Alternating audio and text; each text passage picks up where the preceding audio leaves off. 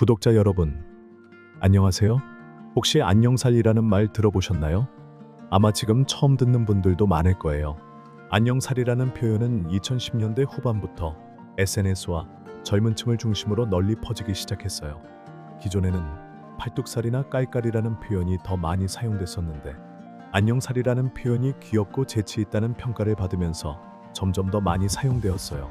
의학적으로는 상완지방이라고 하는데 안녕살이라는 표현은 팔을 흔들어 인사할 때 이 부위가 같이 흔들린다고 해서 붙여진 재미있는 별칭입니다.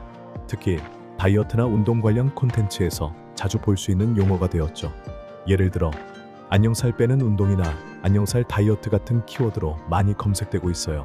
오늘 전해드릴 이야기의 주인공은 48세 주부 박서연 씨입니다. 어느 순간부터 거울 보기가 두려워졌어요. 잠자리에 들기 전 팔뚝에 자연스레 손이 갔죠. 다른 부위는 그래도 어떻게든 운동하고 관리할 수 있을 것 같은데 팔뚝만큼은 정말 속수무책이더라고요. 서연 씨의 고민은 2년 전 갱년기와 함께 시작되었습니다. 평소 즐겨 입던 블라우스도 이제는 입지 못하고 여름에도 긴팔 티셔츠만 고집했다고 해요.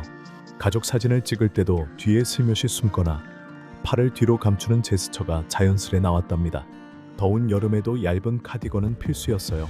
아이들이 엄마 더운 거 아니냐고 물어볼 때마다 마음이 아팠죠. 하지만 민소매를 입을 자신이 없었어요. 체형 변화를 받아들이기가 너무 힘들었거든요. 그러던 어느 날 동네 공원에서 운동하는 또래 여성분들을 만났습니다. 그분들도 비슷한 고민이 있었다고 하더군요. 하지만 지금은 당당하게 민소매 차림으로 운동을 하고 계셨어요. 서연 씨는 그날 처음으로 나도 할 수 있을지도 모르겠다는 생각을 했답니다. 그분들을 보면서 용기를 얻었어요. 나만 이런 고민을 하는 게 아니었구나. 그리고 노력하면 분명 변화할 수 있겠구나 하는 희망이 생겼죠. 그날 집에 와서 처음으로 인터넷에 팔뚝 운동을 검색해봤어요. 식단 조절의 시작. 서연 씨의 변화는 주방에서 시작되었습니다. 처음엔 막막했어요. 20년 넘게 해오던 식사 패턴을 바꾼다는 게 쉽지 않더라고요.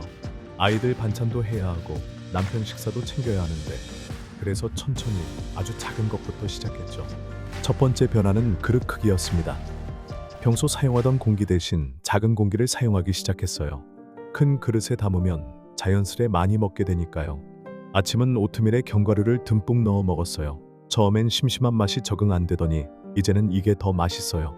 점심은 현미밥 반 공기에 닭가슴살 샐러드. 저녁은 단백질과 채소 위주로 챙겼죠. 특히 저녁 8시 이후엔 먹지 않는 걸 규칙으로 정했어요. 서연 씨가 특별히 신경 쓴 것은 단백질 섭취였습니다. 근육량이 줄어들면 팔뚝 처짐이 더 심해진다는 걸 알게 된 후 매 끼니 단백질을 꼭 챙겼다고 해요. 냉장고에는 항상 삶은 계란과 닭가슴살이 준비되어 있어요. 출출할 때마다 과자 대신 단백질 간식을 먹었죠. 신기하게도 단백질을 충분히 먹으니까 불필요한 군것질이 줄더라고요. 요즘에는 아예 구운 계란을 정기적으로 주문해서 챙겨 먹어요. 물도 중요한 변화 중 하나였습니다. 식탁에 항상 물병을 두고 1시간마다 한 컵씩 마시려고 노력했어요. 요즘은 레몬 원액이 그대로 들어간 레몬 스틱을 이용하고 있어요. 그냥 물보다 훨씬 좋더라고요. 처음엔 화장실을 자주 가야 해서 불편했지만 이제는 습관이 되었다고 합니다. 제가 실천한 가장 큰 변화는 바로 기록하기예요. 매일 식단 일기를 써요. 오늘 먹은 음식, 마신 물의 양, 그날의 컨디션까지. 이렇게 기록하다 보니 자연스레 식습관이 바뀌더라고요. 과식하고 싶을 때도 일기장을 보면 경각심이 들어요. 운동과 친해지기. 서연 씨가 처음으로 시도한 운동은 걷기였습니다. 운동이란 단어만 들어도 겁났어요. 하지만 걷기는 할 수 있을 것 같더라고요. 아침에 일어나서 동네 한 바퀴, 그렇게 시작했죠. 처음엔 10분도 힘들었다고 합니다. 하지만 꾸준히 하다 보니 어느새 30분, 1시간까지 걷게 되었어요. 서연 씨의 하루는 이제 아침 산책으로 시작됩니다. 걷기에 자신이 생기니까 팔뚝 운동도 도전해보고 싶더라고요. 유튜브에서 본 덤벨 운동을 따라하기 시작했어요. 처음엔 500g도 버거웠는데 지금은 2kg도 거뜬해요. 서연 씨가 실천한 팔뚝 운동은 간단했습니다. 아침 저녁으로 각각 10분씩 덤벨을 들고 팔을 위아래로 움직이는 동작을 반복했어요.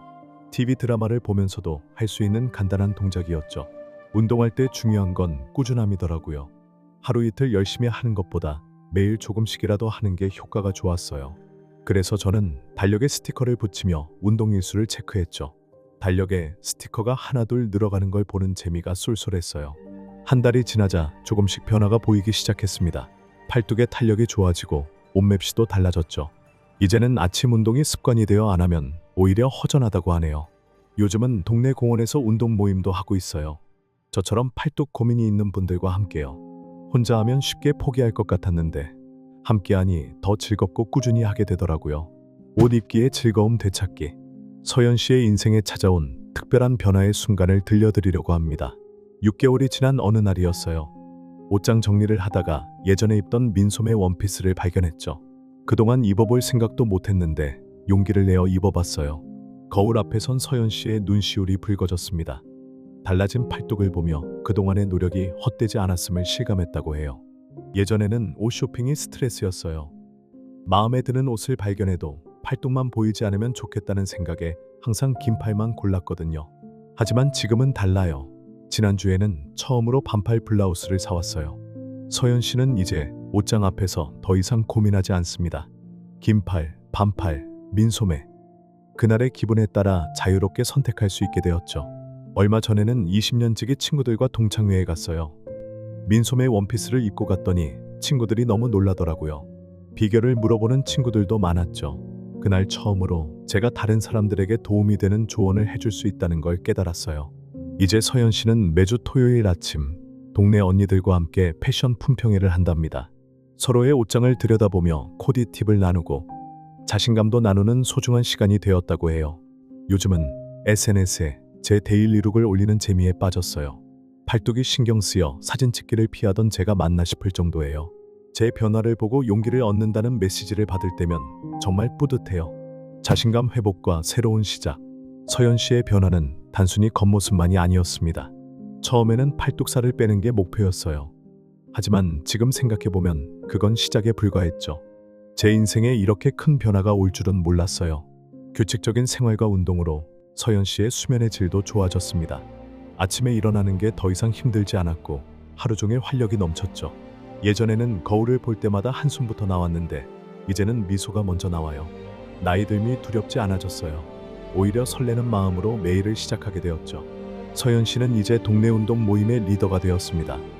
매주 토요일이면 비슷한 고민을 가진 이웃들과 함께 운동하고 건강한 식단도 공유한답니다. 제가 변화할 수 있었던 건 혼자가 아니었기 때문이에요. 함께 걷고 함께 운동하고 서로를 응원해주는 동료들이 있었죠. 이제는 제가 그런 존재가 되어주고 싶어요. 최근에는 SNS에 건강 일기를 쓰기 시작했습니다.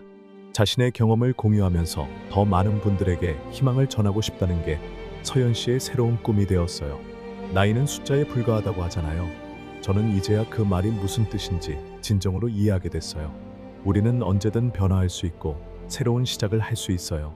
여러분도 할 수 있습니다. 서연 씨의 다음 목표는 요가 지도사 자격증 취득이라고 합니다. 50대를 앞두고 찾은 새로운 꿈을 향해 오늘도 한 걸음씩 나아가고 있답니다. 오늘도 건강하고 행복한 하루 되세요.